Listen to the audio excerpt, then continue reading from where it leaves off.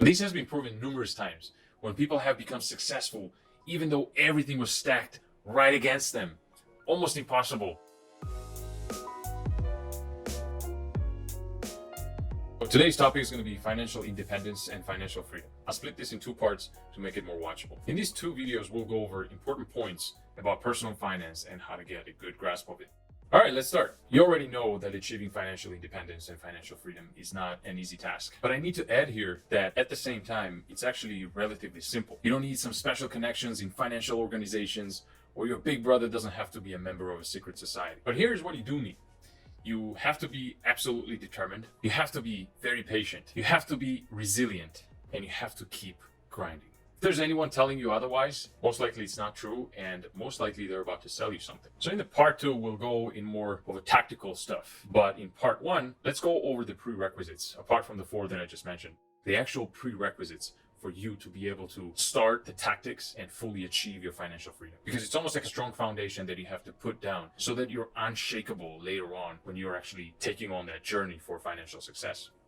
The first prerequisite is your mental picture and your emotional response to the money.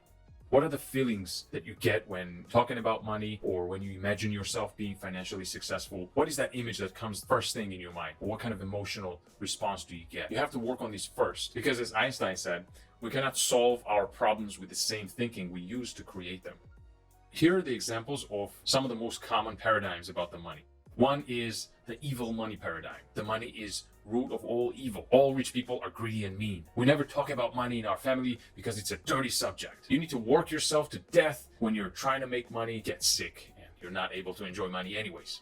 Another negative one is inherently poor paradigm. I was never meant to be successful. I'm inherently a poor person because my family was always poor as well. I don't belong in a successful group, and I'll never make it anyways because I'm not smart enough, I'm lazy, and I just simply don't have what it takes to be successful. Essentially, this is a victim mindset, and I do have a video about this. I'll include a link and you should go check it out. If you agree to any one of these above listed, it'll be nearly impossible to achieve financial freedom without removing these mental barriers first. Because somewhere deep down, you're believing that you're becoming this person that you never really liked anyways, as you are getting more and more financially successful. If your paradigm about money is more like dirty, or you think it's only bad people that are financially free. So you'll put yourself in the same category, and like subconsciously you will be sabotaging your every step towards the financial freedom. Or in another case where you inherently believe that you're not meant for the financially successful life, every time an obstacle will come your way, instead of evaluating that obstacle for what it is and come up with the best solution, by default you're going to be going to the idea that, oh, here we go, I always knew that I was not able to make it. I know this is not my game.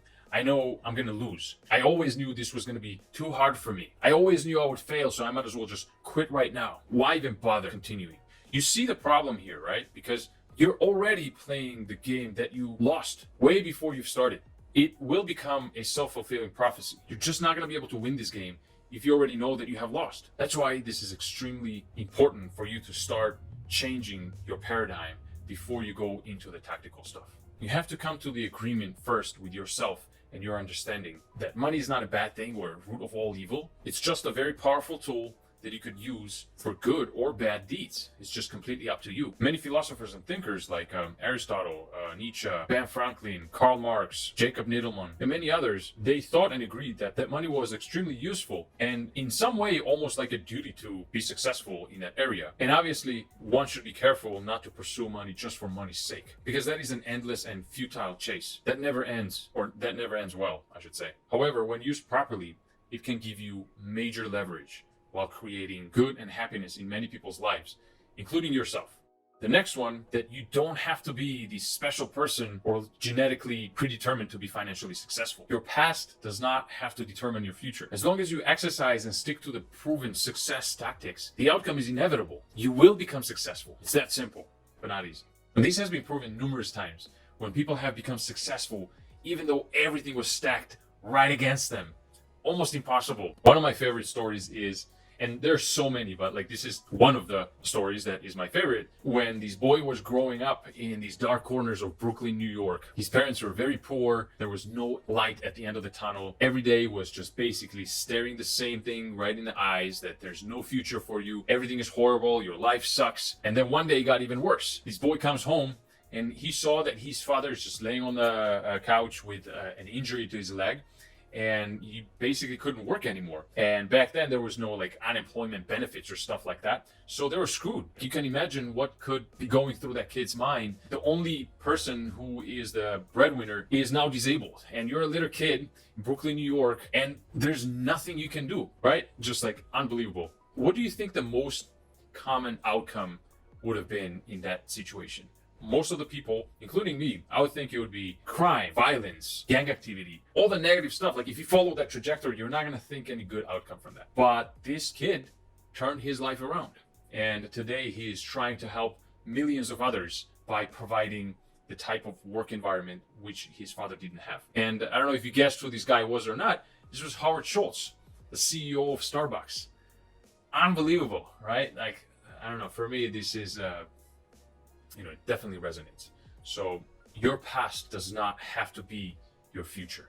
You can change it, but first you need to change it in your mind. You need to believe it yourself and know this beyond all doubts that you have the chance to be financially successful. You have to believe in this. All right, and then there is another prerequisite, which is an absolute must before you get to the tactics.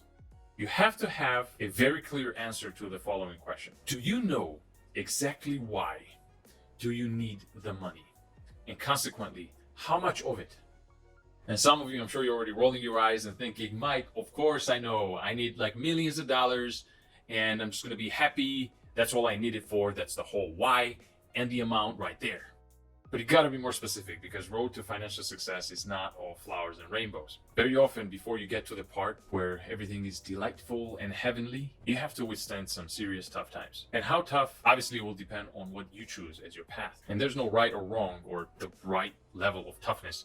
It's just what you really want and what is the right match to your goal. For this, I came up with this 2.5 variable formula that you can run through and match your difficulty level of your path to the goal that you are ready for. But that's going to be more of a tactical stuff in the second video, and it's pretty exciting. And this could be pretty useful when you're trying to figure out your why, when you're trying to match the difficulty of the path. Because depending on which path you choose, it could be anywhere from moderately uncomfortable and predictable small little problems, all the way to excruciatingly painful and horribly scary obstacles staring menacingly right at you. And it's so easy to give up when you don't know why you're doing whatever you're doing. That's when you get tested. And then the questions come up. Why am I doing this? Is this worth it? Should I just quit? And man, will you regret quitting when the time comes. Because pain of regret is so much more agonizing than pain of holding on. But on the contrary, if you choose something too simplistic and easy compared to your latent ambitions and your possibilities, down the road, it might seem like a waste of your lifetime. You realize that you could have done so much more meaningful stuff with your life. So if your why is not strong enough, and if it does not match the path that you chose, you'll feel either miserable and useless, or you could become overwhelmed and lost. So let me give you a couple of tips when you're identifying your whys and their matching goals. Both the goal and the why must be very clear and very specific. There's no vague statements like, I want a lot of money because I'm going to be doing a lot of good stuff. That's not going to work, because when times get tough, it's going to be very easy to have an opposing idea why you should just quit. So example of how specific you should be with your goal and your why could be following. I have decided to be successful in life because I know that meaning of life is to be happy. I also know that it's impossible to be happy without serving others. So then, my goal is to donate $10 million to an organization which helps children from less fortunate countries, less fortunate neighborhoods, less fortunate families to get highest level of education possible to make their lives better. This should be a level of how specific you want to be with your goals and with your whys, in order for your whys to carry you through tough times. So you better figure out what your why is very specifically, and choose the path to your financial freedom, then hold the fuck on. All right, resilient grinders, thanks again for visiting. I will see you in part 2. And if my work resonates with you, please consider subscribing. Thank you.